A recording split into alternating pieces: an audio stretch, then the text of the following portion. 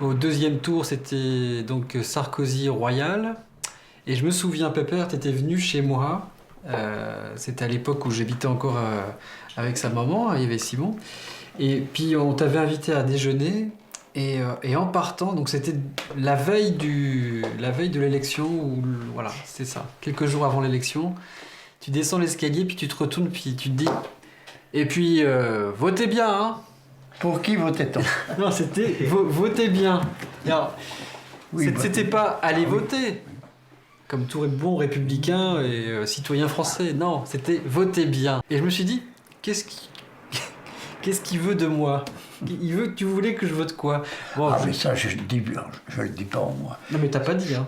Non, Je te l'ai pas dit. T'as dit votez bien. mais ça veut en dire long, là. On vote selon ses idées, c'est tout. On n'improvise pas, etc. On va pas forcer les gens à dire si. Celui qui pense quelque chose, il reste sur ce qu'il a pensé. Sauf que je savais que t'allais voter Sarkozy. Moi, je respecte tout le monde. Seulement, il y en a qui vont trop loin. C'est tout ce que j'ai à dire. Je ne vois pas plus loin parce que il faut tenir sa langue des fois.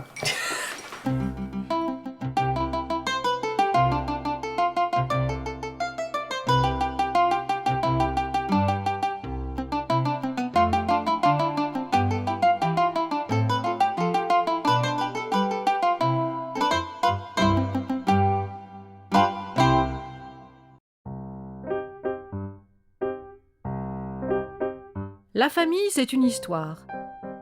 C'est une histoire qui se construit et vous habite avec ses personnages, ses légendes, ses amours, ses zones d'ombre et ses conflits. C'est une histoire où circulent des sentiments, mais aussi des idées, des croyances et des valeurs. C'est en famille que l'on parle le plus de politique. On en parle bien plus qu'avec ses amis ou ses collègues de travail. Les choix politiques peuvent se transmettre et rassembler.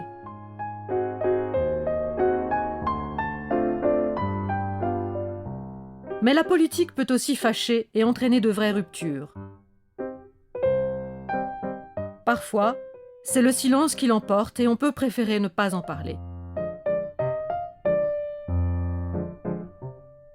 Comment la politique existe-t-elle au sein du couple, entre parents et enfants, entre frères et sœurs? En un mot, quelle est sa place dans la vie privée? Quelquefois, je me dis, et si j'avais été élevée dans une famille complètement à l'opposé sur le plan de l'engagement politique, est-ce que je serais ce que je suis aujourd'hui? Pas sûr. Parce que j'ai mes convictions, mais on est imprégné, je crois, de notre éducation qui fait notre socle, de ce que nos parents nous inculquent, des valeurs, qu'elles soient politiques ou autres. Hein. Et du coup, on vit avec ça, on s'en imprègne. Qu'ils soient de gauche, de droite ou d'ailleurs, 2 Français sur 3 sont du même bord politique que leurs parents.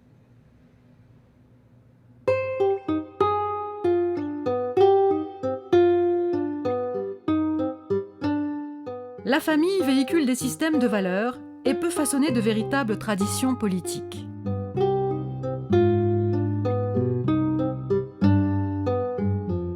Chez les Brocard, tous travaillent sur le domaine vinicole. Et de génération en génération, presque tous sont de droite. Les parents étaient gaullistes. Des vrais gaullistes. Ils avaient 1000 raisons d'être communistes, de dire on n'a pas assez à manger. Gaullistes, silencieux, respectueux des autres, de leur place, etc. C'est la France profonde qu'on ignore et qu'on n'est jamais allé voir de trop près. C'est dommage. C'est des vraies valeurs. Parce que le reste, c'est du discours.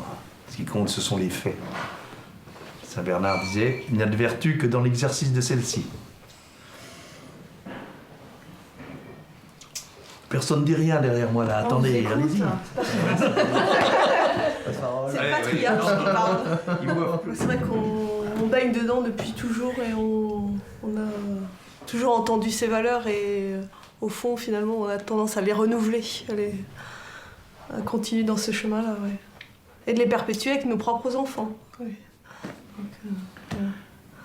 Et nous, enfants, on entendait toujours « on paye trop d'impôts ». Voilà, je me souviens de ça, on paye trop d'impôts. Je savais automatiquement, enfant, que j'étais de droite, puisque j'entendais ça. Donc j'étais... C'est vrai qu'on en a payé, un peu. Entre parents et enfants, c'est aussi une façon de se représenter le monde environnant et de lui donner sens qui se transmet. Très concrètement, des valeurs sont mises en avant et fixent des repères. Marie-Ange, architecte à Sens, plutôt à gauche, a montré très tôt à ses enfants qu'il y avait des principes et des idées auxquels elle tenait.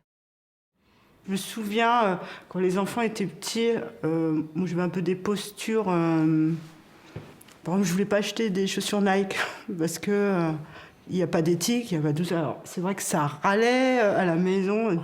T'es la seule mère, des caprices dans la voiture. Et puis, mais par contre, après, ils revenaient de l'école et puis, par rapport aux copains, ils leur faisaient la morale où on disait, moi, tu te rends compte, ils achètent des Nike, ils sont totalement inconscients. Je sais que ça, je l'aurai dans la tête pour toujours, quoi. Et ça, c'est des choses, et ça se trouve, notre éducation politique, mais c'est pas ça se trouve, je pense qu'elle a commencé là, mais vraiment là, quoi. Et je pense que, ouais, ces anecdotes du McDonald's et des Nike, etc., et ça restera toujours, et moi, je sais que ça m'a marqué, quoi. Et je me sentais mal la première fois que j'en ai mis au pied. Hein. J'avais l'impression d'entraver les droits de l'homme, quoi. Enfin, c'était vraiment, quoi. Chez les Paco, une famille de journalistes et de graphistes, on est à la gauche de la gauche. Pour parents et enfants, les compromis politiques sont difficiles à accepter, pas question de transiger avec certaines valeurs. Ils n'accepteraient pas de travailler dans une boîte parce qu'ils sont très engagés dans la chanson, ils sont très engagés dans le théâtre, dans la peinture, mais ils ne pourraient pas travailler comme moi, depuis toujours. Moi, je ne pourrais jamais faire une maquette pour des gens de droite, comme Marie t'a dit tout à l'heure. Je pense qu'ils sont pareils à ce niveau-là, voilà. On ne pourrait pas. Quitte à gagner bien moins notre vie qu'on aurait pu. On n'a pas de discussion avec aucun enfant qui tourne aux questions de fric. C'est-à-dire, je vais gagner plein de pognon ou il me faudrait... voilà. On n'a pas de discussion comme ça. Non, jamais. Ouais.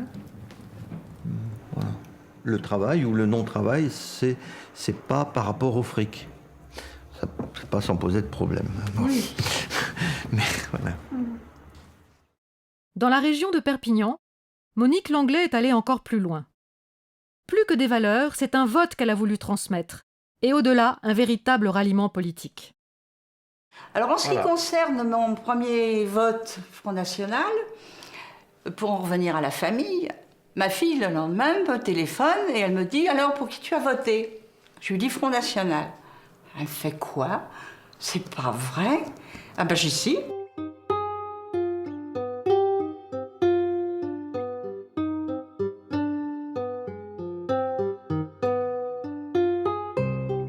Et le lendemain, elle me rappelle et elle me dit « Tu sais, j'ai dit à Tony c'est mon petit-fils, qui était un petit gamin à l'époque. Et elle me dit « J'ai dit à Tony, Manou, elle a voté Front National. » Et le gosse lui a répondu oh, « Elle n'a pas fait ça. » On parlait politique, ils savaient qu'on était au Front National, ils nous ont jamais jeté la pierre. Il y avait la photo de Jean-Marie Le Pen qui était sur le meuble. Et ils se rendaient petit à petit à nos arguments en reconnaissant qu'effectivement, ça n'allait pas.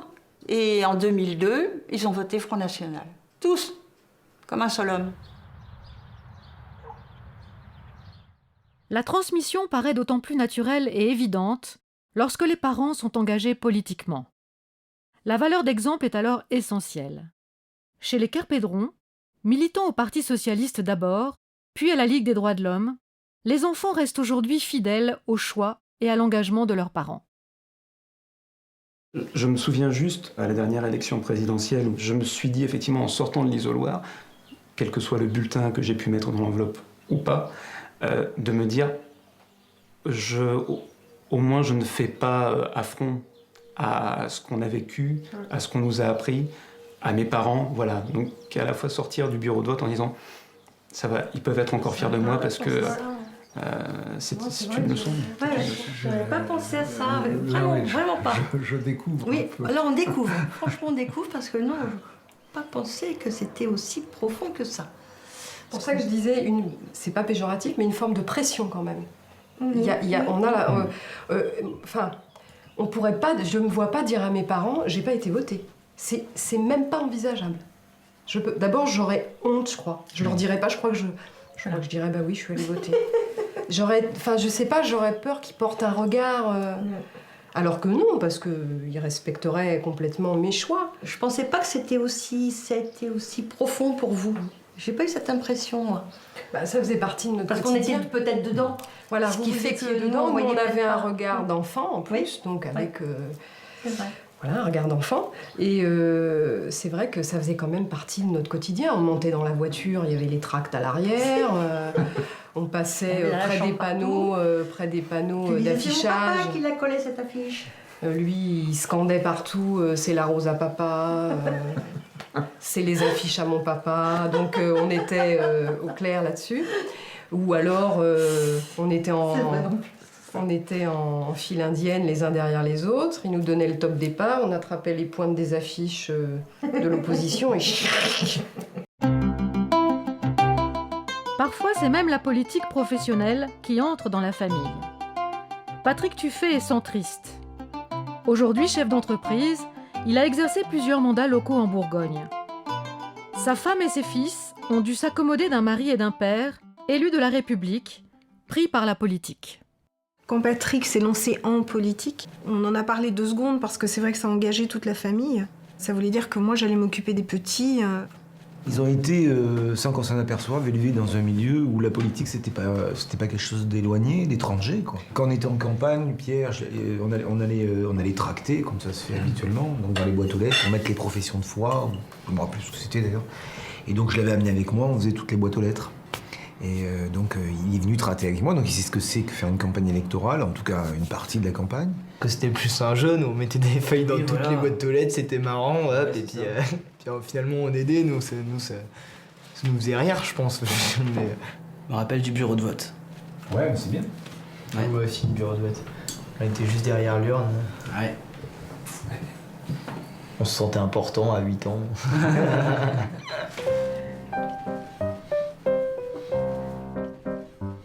Et c'est peut-être plus dur de se faire une opinion aussi, sa propre opinion, quand on parle beaucoup de politique et qu'on a déjà un père qui est engagé politiquement. Donc il faut peut-être déjà un peu plus de maturité pour se faire vraiment une opinion. Et c'est vrai que ça, je vous l'ai jamais dit, mais souvent j'ai un très bon ami qui me reprochait souvent d'avoir des idées déjà fixées, de pas réfléchir par moi-même parce que j'avais un père déjà engagé. La façon dont on est élevé permet de se faire une idée, bien sûr, et aussi l'entourage en dehors de la vie familiale nous donne d'autres idées. Finalement, c'est un mélange des deux. C'est la vie de famille et la vie personnelle entre les amis, nos études. Voilà, du coup, on se forge notre avis, mais il y a forcément des similitudes avec ceux de nos parents. C'est une obligation parce que la façon dont on est élevé fait que finalement on a les mêmes idées que nos parents sur certains points. Ça me paraît une évidence. Ouais. Les mères ont un rôle important. Elles transmettent les idées politiques, mais autrement. Je pense que notre mère, ce qu'elle nous a réellement apporté, c'est que on a appris à être le moins égoïste possible.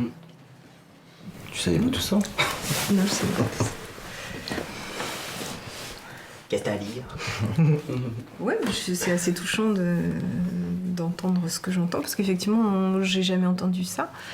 Mais c'est vrai qu'on parle depuis tout à l'heure de politique, mais plus dans ce qu'il y a de spectaculaire et de visible, alors qu'en fait... Pour moi, la politique, c'est avant tout effectivement un rapport à l'autre. Ça veut dire des valeurs, ça veut dire effectivement du respect pour qui que ce soit, y compris pour des gens qui ne pensent pas comme nous, qui ne vivent pas comme nous. Pour Marie, la fille des Paco, tout se passe dans le quotidien. Ça se fera naturellement. Je vais pas prendre mon gamin, l'asseoir en face de moi et lui dire voilà, maman est de gauche, elle te demande de respecter ses idées. Non, je peux pas faire ça. Ça se transmet au quotidien.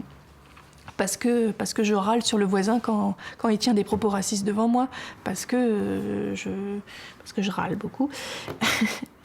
Je pense que ça se transmet comme ça. Toutes les histoires de famille se tissent dans la grande histoire. Certains événements, comme des guerres ou des révolutions, peuvent laisser leur empreinte sur plusieurs générations et orienter les choix politiques pour la vie entière. L'histoire d'Irina Kortanek permet de comprendre son engagement nationaliste et radical. Depuis ma majorité, je vote Front National parce que je viens d'une famille qui a quitté la Russie à la Révolution et on se transmet l'histoire de la famille de génération en génération. Et c'est ma grand-mère qui m'a appris le russe et qui m'a expliqué la fuite de la Russie, l'histoire de notre famille. Je sais que tous les autres membres de la famille ont essayé de fuir et ont été massacrés. C'est quelque chose qui marque en étant enfant. Et c'est aussi ma grand-mère qui m'a appris l'amour de la France et respecter ce pays qui nous avait accueillis. Bon, de temps en temps, il y avait des décalages. Je me souviens, à l'école primaire, on enseignait encore nos ancêtres, les Gaulois. Et puis la première fois que j'ai entendu ça, j'ai levé la main, puis « Madame, les Gaulois ne sont pas mes ancêtres. » Bon, on m'expliquait qu'ici c'était la France, que les Gaulois étaient nos ancêtres.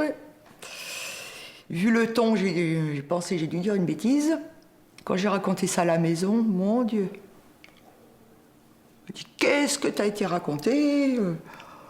On ne se fait pas remarquer, on reste calme. Du coup, ma grand-mère m'a expliqué qui étaient les Gaulois. Bon, affaire classée, ok, j'accepte. Bien des années plus tard, Irina Kortanek traduira l'héritage de cette histoire familiale dans un engagement politique très concret en tant que candidate du Front National en Languedoc-Roussillon. Elle va même jusqu'à passer le flambeau à son fils. Mon fils a été candidat l'année dernière au cantonal et il s'est beaucoup investi, ça lui a énormément plu. Tous les deux, on a fait un deal. On a dit, bon, si tu m'aides sur mon canton, moi je t'aide sur ton canton. Ce qui fait qu'en fait, on a travaillé ensemble sur les deux cantons. Mais on était fiers l'un de l'autre, on était contents de s'investir dans cette campagne. Et puis de pouvoir aussi compter l'un sur l'autre.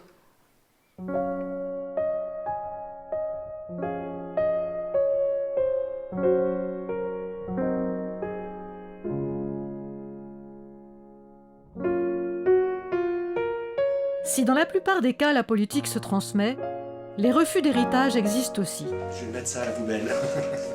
On peut vouloir marquer sa différence et s'affranchir des choix de ses parents. Jean-Paul Gatti et sa compagne Claudine sont tous les deux éducateurs spécialisés à Auxerre. Lui a aujourd'hui sa carte au Parti socialiste. Moi, je ne sais pas ce que vote ma propre mère et je ne sais pas ce que votait mon père. Mais j'ai des idées par rapport à ça. Je pense que mon père était probablement pétainiste. Et je pense que ma mère doit voter à droite. Mais j'en ai aucune certitude. Et si mon père était vraiment pétainiste, ou en tout cas de droite, une manière de liquider mes problèmes avec mon père et les problèmes de mon père avec moi était d'être en opposition à celui-ci. Tuer symboliquement son père, ça peut être aussi voter différemment de ce qu'il me semble qu'il pouvait voter. Je dis bien qu'il me semble. Paco, pourtant de gauche, a pris ses distances avec la culture communiste imposée par son père. J'ai tout envoyé et pété, quoi. Voilà. Que ça soit la famille, la politique, tout. Mes parents, voilà. J'ai pas fait une grande déclaration, j'ai pas fait un papier dans le journal, j'ai pas déchiré ma carte en public, je l'ai pas brûlée devant le siège du Parti communiste. J'ai pas fait ça, c'est tout, je l'ai laissé tomber. C'était plus mon truc.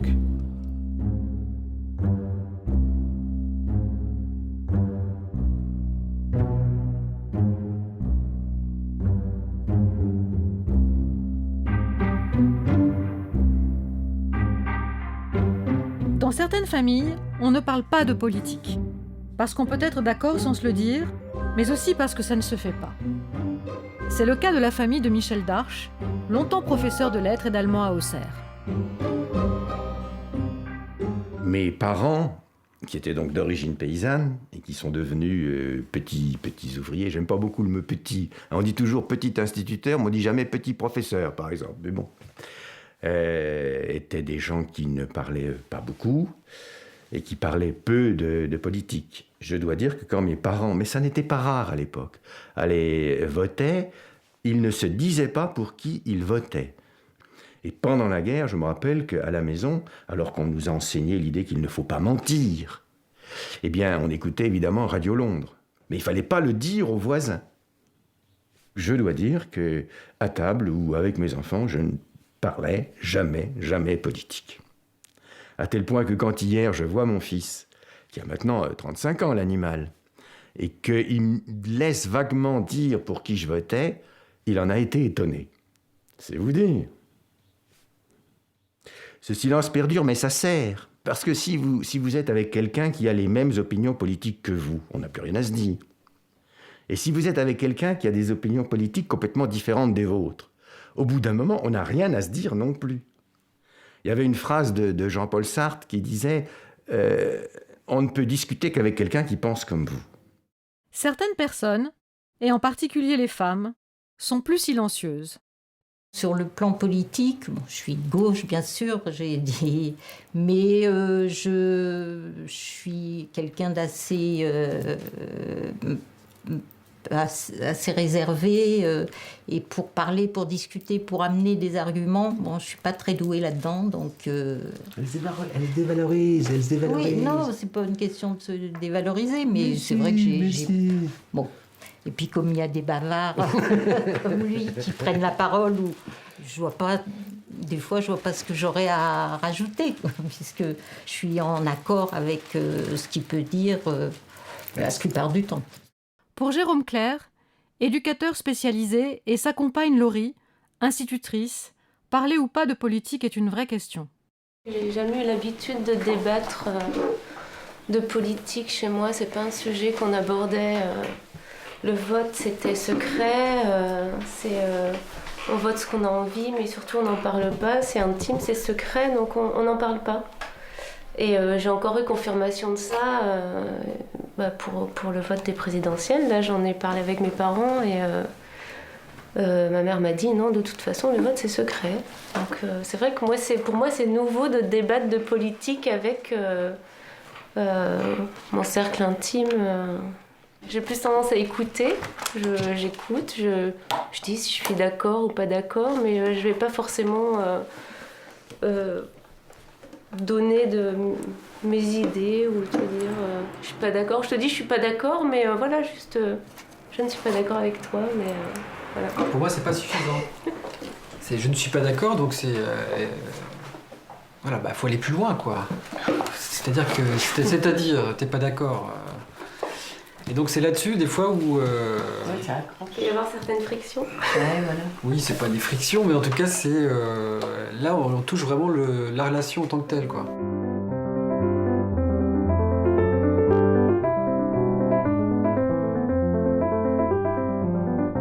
Là le vote du premier tour, on s'est un petit peu... pris le bec sur ce sujet-là, parce que je te parlais, je te disais mais pourquoi tu vas voter Hollande alors que voter utile c'est voter Hollande. Mais alors on a eu un sujet là-dessus, genre je disais j'étais pas d'accord avec ça, bon, parce que voter utile implicitement c'était voter Hollande.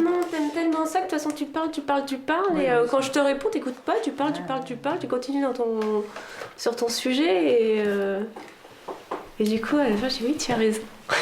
Et donc tu m'as dit quelque chose à ce moment-là, tu m'as dit je suis d'accord avec toi sur tout ce que tu dis, mais simplement la façon dont tu me le dis, j'ai envie de voter autre chose. Oui. C'est ça que tu m'as dit. Oui. Et je me demande si Hollande, il n'a pas gagné une voix grâce à ça. Ouais, peut-être. La famille Clerc a des racines rurales. Il se retrouve souvent chez le grand-père, Fernand, dit Pépère, ancien producteur de cidre, dans un petit village de Bourgogne. Et ils n'ont pas les mêmes opinions. Moi, je suis centriste, puis c'est tout. Alors... Je cache rien. Je suis soissons. Oui, vous n'avez jamais cherché à nous influencer. Non. Ça. C'est mais bien. bon, On Chacun sait à peu près peut quand même. venir à sa porte. Non, mais on connaît tes opinions, papa. Ah ben, les opinions. Ah si, tes opinions. C'est-à-dire que moi, je suis pas excessif, c'est tout. C'est quoi ces opinions? Non, les opinions, je sais, j'ai toujours su ce que papa, pour qui voter, dans le sens où il votait, quoi, je savais. Toi? Ah ben, ici, à La Ferté, c'était M. Sarkozy qui arrivait. Dans beaucoup C'est de assez cas, conservateur, hein, franchement. Oui, bah oui. Quoique maintenant, à la campagne, il y a beaucoup qui ont voté Le Pen. Hein. Ah ben oui, mais ça, c'est l'époque dépend. actuelle.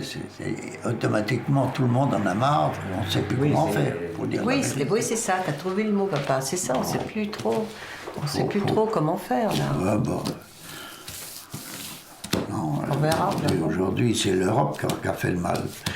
Je critique pas, mais enfin, chaque pays a ses mœurs.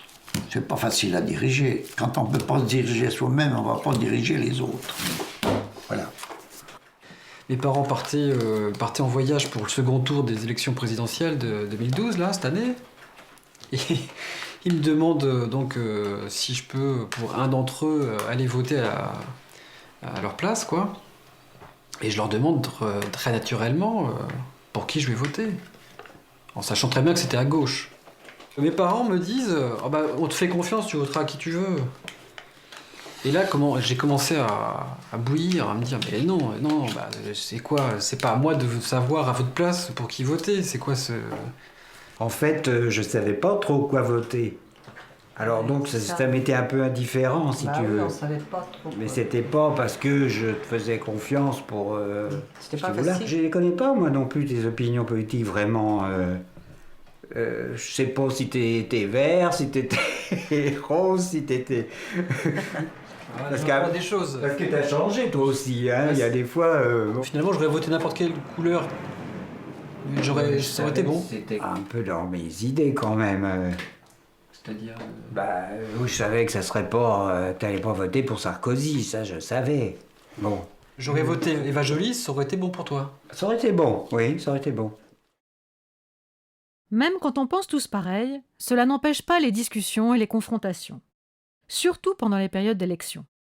Les PACO sont tous à gauche, mais ne votent pas forcément pour le même candidat.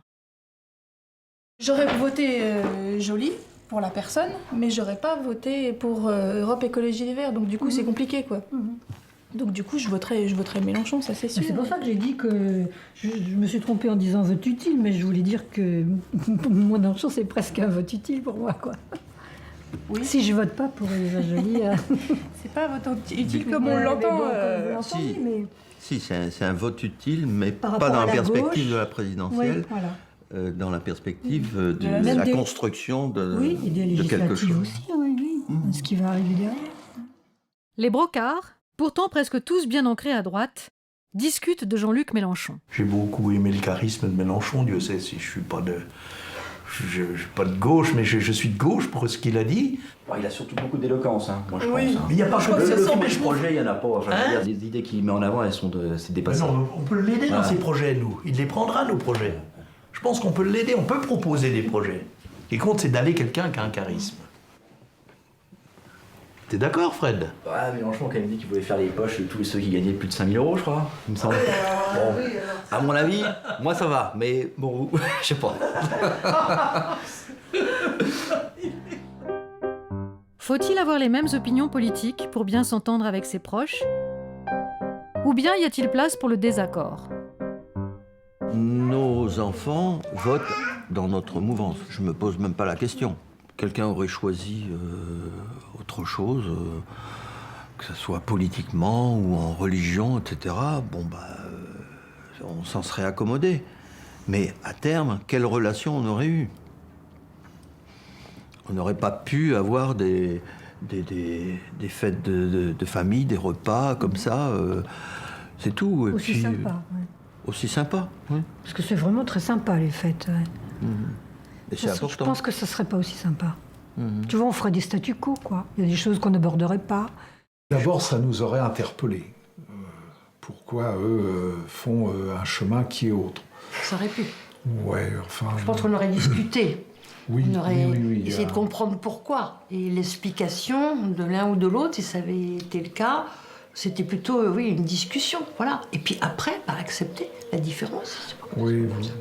Moi, je l'aurais très, très mal vécu. Ça aurait été une trahison envers l'histoire familiale. Et puis je crois qu'il aurait eu de gros, gros problèmes avec son papa aussi. Parce que son papa a grandi avant la chute du mur de Berlin. Donc il aurait pu lui expliquer, et d'ailleurs il l'a fait, ce que c'était la vie à l'Est. Quand mon frangin m'envoie des courriels encensant Sarko et démolissant Hollande, je vais pas lui dire merci de me les envoyer, encore que ce soit de bonne guerre. Hein.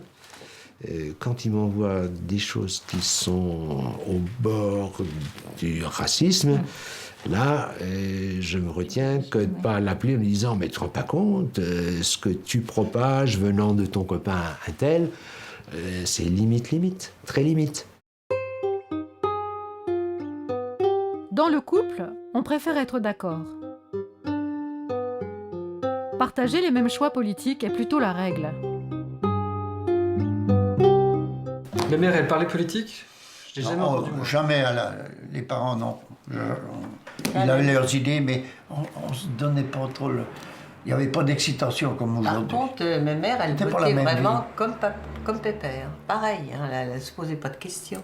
Elle votait, tu veux dire que ma mère, elle votait comme toi? Ah oui, parce qu'elle avait... Oh, bah, maman, c'était la crème des femmes. Oui, mais d'accord, papa, tu dévis, là, non. À un moment, c'était ça, c'était quelqu'un. Oui, mais c'est pas ça, on parle de la politique. La maman, elle votait toujours comme toi. Toujours, elle avait foi en moi comme moi j'avais foi en elle, et puis c'était tout, on était unis, c'est tout. Les 3/4 des Français sont du même bord politique que leurs conjoints. Bien s'entendre, c'est aussi avoir les mêmes idées. Avoir des idées complètement opposées politiquement avec ma conjointe, avec ma compagne, quoi. Ça me semblerait complètement... ça me semblerait difficile. Ça n'a pas pu marcher. Non, c'est pas possible. Oh non, je ne m'entendrai pas avec un communiste. On a beau s'aimer beaucoup, mais au bout d'un moment... Non, j'arrêterai pas de lui balancer le goulag dans la figure. Hein. Ah non, ce serait pas possible. Ah non, non. C'est pas possible. Ah non. Même le plus fol amour va durer qu'un certain temps. Et au bout d'un moment, ça va être la lassitude avec l'autre qui est tout le temps contre vous. Ça peut pas fonctionner. Non, je me vois pas aller à des meetings et puis toi aller agiter le drapeau rouge là, avec la faucille et le marteau. Oh, c'est pas possible, on se battrait. Ah non, j'aurais pas pu. De la même façon que j'aurais pas pu m'entendre avec quelqu'un qui n'aurait pas aimé les animaux, par exemple. Vous voyez, c'est un autre exemple. Mais ça aurait été la rupture tout de suite. C'est pas possible. On a des affinités où on les a pas. J'ai eu un amant assez longtemps qui était plutôt de droite catholique, mais je pense que la vie de couple n'était pas envisageable. Et c'était bien que ça s'arrête. Voilà, c'est aussi simple que ça. On désaccord tout le temps. Sur les enfants surtout. Sur l'éducation, sur la vie, même sur les variétés, sur la littérature. Tu sens qu'il n'y a rien, quoi. Alors, il y a quelque chose qui se passe avec les corps. Puis à un moment, ça suffit pas, quoi. J'en sais rien, si j'aurais peut-être pu rencontrer quelqu'un, tomber amoureuse de quelqu'un, c'est pas ce que je lui demandais la première fois que je le rencontrais, s'il était de droite ou de gauche. Donc effectivement, ça aurait peut-être pu m'arriver, mais il s'est trouvé que les gens que j'ai rencontrés étaient plus, la plupart du temps, plus de gauche que de droite. Je pense que de la diversité naît la richesse. Donc quelqu'un de droite qui a de la gueule, je pense, la gueule de l'intérieur, essentiellement, par rapport à quelqu'un de gauche qui a de la gueule, ils ont tous les deux de la gueule. Ils sont tous les deux éminemment intéressants. Je vois autour de moi des gens qui vivent en couple et je suis d'accord qu'ils n'ont pas tout à fait les mêmes opinions politiques. Ils ne vont pas divorcer pour autant. Non? Certains se risquent à accepter le désaccord et à vivre des choix différents. C'est le cas de Juliette et Xavier. Installés dans la région parisienne, ils vivent ensemble depuis plusieurs années. Elle est de gauche, il est de droite. Je me dis pas, oui, je préférerais qu'il soit de gauche, parce qu'une fois encore, ça change rien. Concrètement, dans notre relation, si vraiment là, on s'intéresse à l'intime, enfin, la relation près de couple, etc. Par contre, même si j'essaie jusqu'au bout de comprendre, etc., j'essaie de comprendre, mais fondamentalement, je suis pas d'accord. Il y a des choses sur lesquelles j'ai du mal à comprendre que tu puisses penser comme ça. J'ai jamais essayé de la convaincre, non, ça c'est sûr. Bah, je crois qu'hélas, à mon avis, c'est cause perdue. Quand on aime quelqu'un, qu'on partage ses jours, on n'a pas envie que sa personnalité change, quelque part. Enfin, chacun change, on évolue, on vieillit, on grandit, on apprend d'autres choses, mais on n'a pas envie non plus de la transformer, quoi. Je voudrais pas qu'elle soit grande et blonde, quoi. Voilà, si, pour faire simple. Oui, si j'étais de droite, je me transformerais en grande blonde. Voilà. Mais donc non, je vois pas l'intérêt d'essayer de la changer, parce que c'est aussi une source d'inspiration, une source de connaissances, une source à la porte de la matière, une compréhension différente et qui peut amener soi-même aussi à voir les choses ou à timorer son discours aussi, parce qu'après il y a certains sujets où on peut s'emballer et discuter d'une manière assez tranchée, et puis on peut arriver à débattre, un vrai débat, quoi, pas une opposition de deux béliers l'un face à l'autre, mais des gens qui s'écoutent et qui progressent ensemble, quelque part. Le pouvoir décisionnaire économique, il est plus les patrons du CAC 40, ce genre de choses. C'est à eux de faire bouger les choses, je pense, et à présenter les choses. C'est eux qui décident, c'est eux qui possèdent les avoirs, qui possèdent les entreprises. C'est à eux, d'améliorer plutôt qu'on les contraigne, finalement, et qu'au final, on les fasse fuir, hein, parce qu'il y a ce problème-là aussi, quoi. Voilà. Non, voilà, je rentre pas. Sinon, on pourrait y passer la journée, pour le coup, à reparler de ces sujets-là, sur le rôle des grands patrons et tout ça, mais... Une discussion.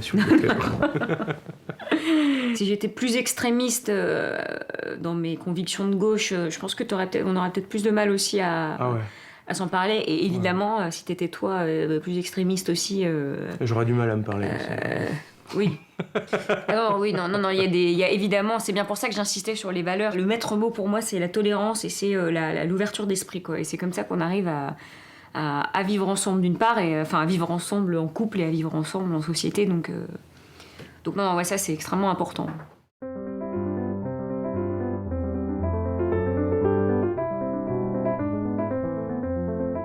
Débattre, confronter les désaccords, cela peut être une situation à haut risque. La politique peut fâcher. Elle peut faire l'objet de conflits à répétition. La dispute politique en famille est une sorte de cliché, mais c'est aussi une réalité.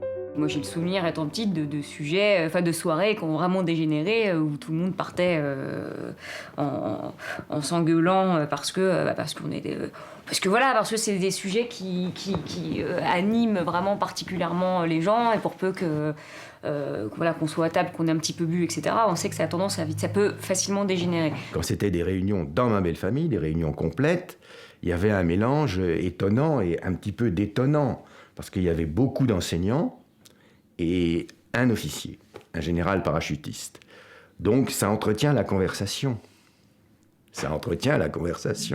Et les grands repas de famille, qui étaient des repas traditionnels, comme je les aime finalement, c'est-à-dire où il y avait, comme j'ai l'habitude de dire, 2 entrées, 2 viandes, 2 légumes. Hein.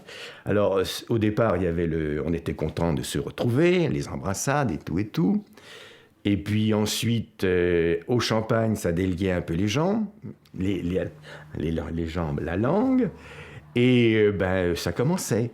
Et donc, il y avait des gros tiraillements politiques qui montaient avec le repas. Au moment du fromage, c'était assez avancé. Et puis ensuite, ça se calmait. Et je me disais, en fait, ils se retrouvaient enfants. Et quand on parlait de l'Algérie, et des Arabes, évidemment, tout ça, c'était des prétextes. Parce qu'enfin, une fois que le repas était fini, le ton avait fort monté pendant le repas, puis à la fin, on redevenait une famille.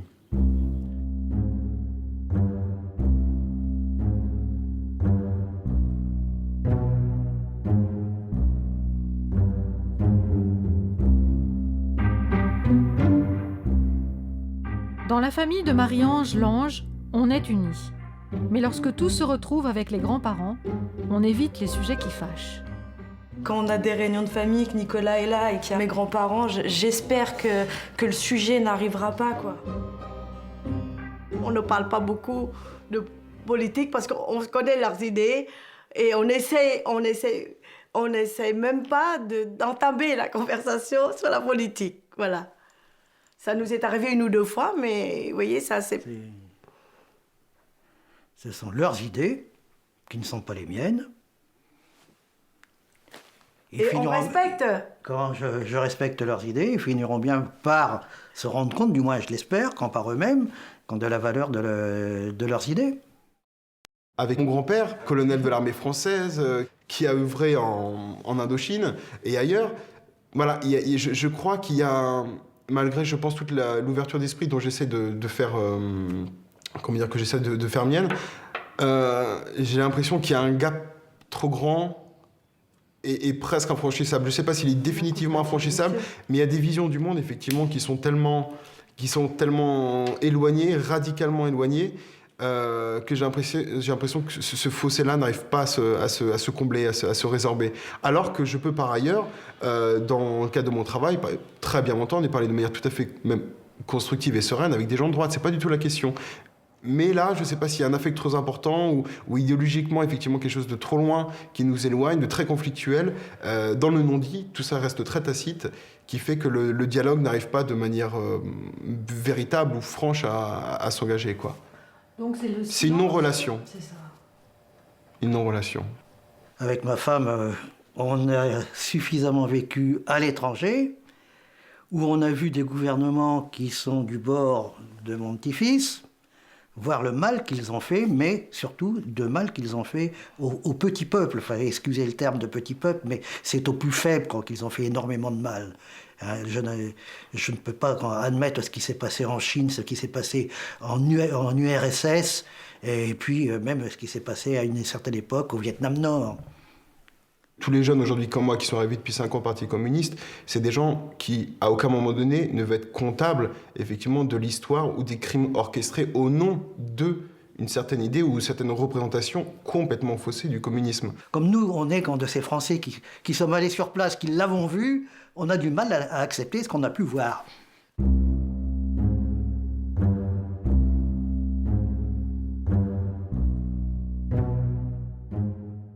Avec ma grand-mère, chassée par les communistes, je vis un paradoxe incroyable qui est le fait de dire que moi, je vois la qualité humaine, intellectuelle formidable des communistes français et de voir qu'en même temps, ma grand-mère a une expérience de quelque chose, effectivement, qui a été commis en utilisant de manière complètement abjecte de ce concept-là, communiste, mais pour réaliser des choses qui me révulsent au plus haut point. Moi, je lui disais que nos parents avaient fui le Viet Cong parce que ils n'ont pas le droit de s'exprimer, n'ont pas le droit, rien, aucun droit. On est réduit à n'avoir qu'un seul bol de riz et puis les gens sont rien. En fait, c'est ça, le non-respect de la personne humaine. Et donc, moi, j'ai dit, mais parce que tu ne vis pas dans ce milieu-là, donc tu ne peux pas comprendre. Et c'est tout. Bon, avec beaucoup de respect, il m'avait répondu, ce n'est pas comme ça en France. Tu leur laisses pas trop le choix quand même à Nicolas, puisque c'est vraiment l'opposé. Oui. Et c'est avec un peu de mépris des fois que je dis honnêtement, hein. La politique et ce qui va avec peut avoir une influence très très forte sur les liens affectifs entre les gens. Puis en plus c'est encore plus violent parce que quand on n'est vraiment pas d'accord sur par exemple un sujet qui nous tient réellement à cœur, avec quelqu'un qui nous tient réellement à cœur, c'est très dangereux, je pense. Marie-Thérèse Fessenbeck a des responsabilités au Front National dans le sud de la France. Quand elle rencontre l'un de ses frères, pour préserver leur relation, ils ne parlent jamais de leurs opinions. Mon frère, qui pourtant a fait Saint-Cyr, lui a complètement épousé les idées de sa femme, et donc un peu plus à gauche. Voilà. Donc c'est vrai qu'entre tous les deux, on essaie de ne pas parler politique. Alors qu'il est maire d'une commune, d'une petite commune, moi je suis conseillère régionale. Alors nous parlons de notre mandat, mais nous ne parlons pas politique, puisque nous n'avons pas les mêmes idées. Donc il me raconte ce qu'il fait au point de vue pour son village. Et moi, je lui raconte ce qui se passe au conseil régional, mais sans parler politique. Comme ça, on a passé un deal, et donc on ne se dispute pas.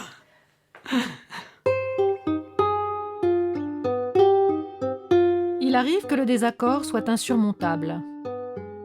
Si les opinions sont différentes, on se dispute. Et parfois, ça peut monter très loin, et puis c'est la cassure, c'est la fracture, on ne se fréquente plus. Le conflit politique est alors poussé à son paroxysme. Plus rien ne peut se dire, plus aucun arrangement, aucun compromis. Des gens ordinaires, mais pas forcément gentils, pas forcément généreux, pas forcément, je veux dire, voilà. Donc, j'avais pas d'affection. Tu vois, des fois, tu te dis, bon, ils sont comme ça, mais il y a de l'affection. Mais là, vraiment, c'est une rupture. Les extrémismes politiques peuvent susciter des rejets et de vrais clivages à l'intérieur des familles, qui sont la plupart du temps mal vécus.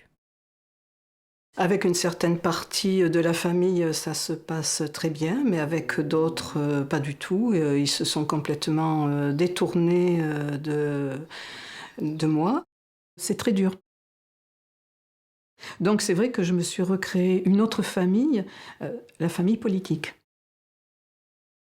Ma fille, je pense, a épousé un peu les idées politiques de son mari, et donc nous ne parlons jamais politique. Je pense qu'elle ne comprend pas mon engagement. Donc on n'en parle pas, comme avec les autres membres de la famille. Ça n'empêche pas du tout l'affection, mais quand même, il y a une retenue. Or, entre parents et enfants, on ne devrait pas en avoir. Le non-dit amène le froid entre nous. Alors que l'affection, elle est toujours là. Voilà. Dans certains cas, c'est la rupture définitive. Les parents de mon Les mari origines étaient communistes. politiques de mes parents. Hein. Ah, puis alors à fond. Mon père était communiste, mon frère aîné était communiste. Lorsque je suis parti à l'armée, sachant que j'allais finir ma carrière militaire en Algérie, puisque c'était comme ça en 1956, hein, mon frère aîné m'a dit « Si tu pars là-bas, je te casse la gueule ». Belle réflexion pour un frère, n'est-ce pas? Moi, pour moi, ma famille n'existe pas. Ben, il faut dire qu'il en reste pas grand-chose non plus. Ma famille n'existe pas. Je n'ai pas de famille avant. Voilà, c'est tout. J'ai tiré un trait. Je suis comme ça, hein. J'ai tiré un trait, c'est terminé. Voilà. À cause de ces gens qui ils essayent toujours de vous imposer autre chose que vous ne pensez. C'est ce qui se passe avec tout socialiste d'ailleurs, hein. On vous impose. Hein. On ne discute pas, on impose. Bah là, c'est pareil. Dans ma famille, c'était on impose. Ah, puis c'était vraiment... Ça ne te plaît pas? Moi, c'est simple, dans ces cas-là, c'est la rupture. C'était virulent. Il n'y a plus de conversation, il n'y a plus rien.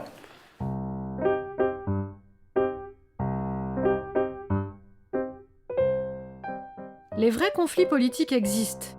Ils sont toujours une réalité dans la vie des familles. Les engagements comme les passions n'ont pas disparu. Mais au fil du temps, la politique s'est malgré tout banalisée. Les grandes idéologies emportent moins les convictions. Avec la télévision, la politique s'invite tous les jours à la table familiale et suscite commentaires et discussions. Mais les choix de chacun s'expriment de façon plus libre et plus autonome, et on s'accommode sans doute davantage des différences. D'une génération à l'autre, la politique s'est sans doute dédramatisée.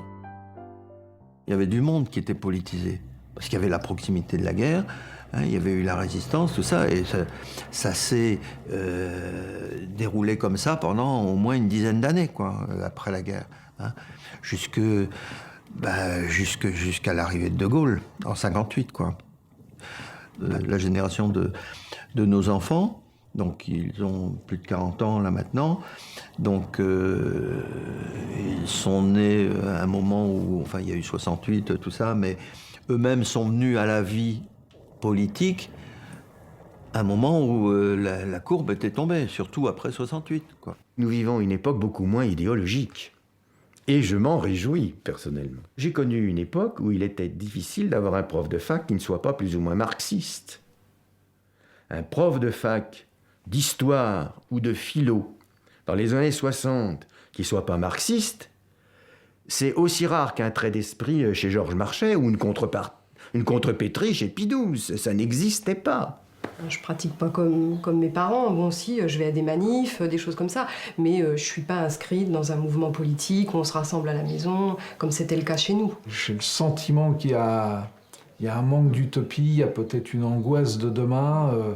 C'est comme dans l'entreprise, dans son quotidien comme dans l'entreprise, on travaille en flux tendu tous les jours et demain est un autre jour. Et puis en dehors de ça, nous, on avait besoin de se battre pour la pilule, pour l'avortement, pour tout ça.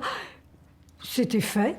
Ils ont vu les événements, les engagements, les dégâts, parce que voilà.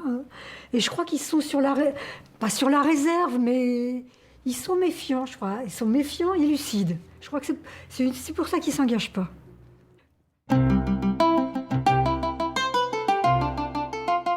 On ne rêve plus de paradis. On ne rêve plus de grand soir. Donc, d'une certaine façon, la discussion est plus possible. Parce qu'on parle de choses réelles, de la gestion de la politique, et non plus d'une idéalisation fictive qui permet de tout espérer. On peut se parler, on peut tout se dire. Il y a toujours une discussion, on arrive toujours à terminer bien. Ma petite fille, une fois, elle me dit « Oh, quand même, si papy est au Front National, c'est que ça doit pas être un parti si mauvais que ça. » Si tu devais me présenter, ça m'amuserait de te soutenir. Je voterais peut-être pas pour toi. Ouais, si, je voterais pour toi, bien sûr. Ah voilà, il voterait pour moi. Peut-être la seule manière que tu vas me donner de voter à gauche. Il faut que tu te présentes. Exactement. Ça peut être rigolo. Ouais. On dit rien à ma mère.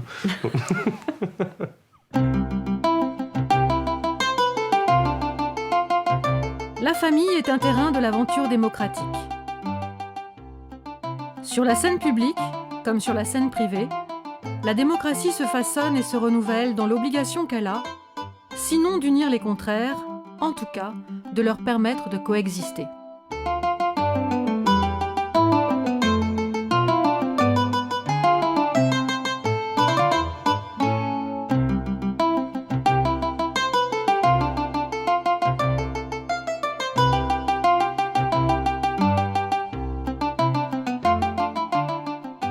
Et il y a quelque chose qui m'a fait plaisir, c'est d'entendre Simon me dire, quand j'ai écouté Nicolas Sarkozy faire son discours pour dire au revoir, j'étais triste. J'étais triste pour lui, il m'a dit. Et je suis là du cœur. Oui, hein. Oui, c'est bien de dire ça. Non, mais ça, c'est ancré dans la personne, du début. Et donc, revenons à mon fils, s'il te plaît. Donc là, à ce moment-là, je me suis dit, comment dire, ça m'a touché parce que je me suis dit, là pour le coup, il y a quelque chose de sensé qui sort tout d'un coup parce que finalement, il n'y a pas le bon ou le mauvais candidat qui est élu, c'est pas si manichéen que ça, quoi. Et puis il y a des sensibilités comme ça, il y a quelque chose de. Puis sur le coup, ça m'a fait bizarre. Comment ça, Sarkozy on va pas le plaindre quand même. Et donc mon fils qui me dit ça, c'était la première discussion politique qu'on avait tous les deux.